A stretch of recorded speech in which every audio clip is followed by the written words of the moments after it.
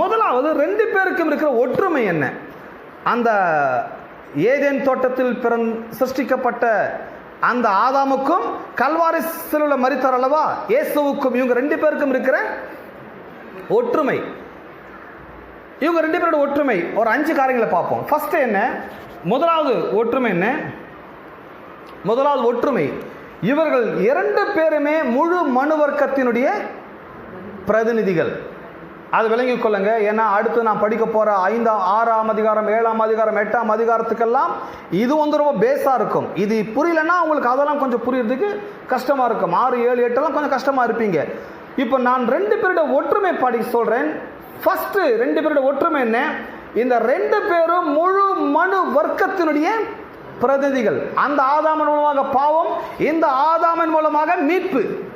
இயேசு மூலமாக மீட்பு, ஏதேன் தோட்டத்தில் உண்டான ஆதாமின் மூலமாக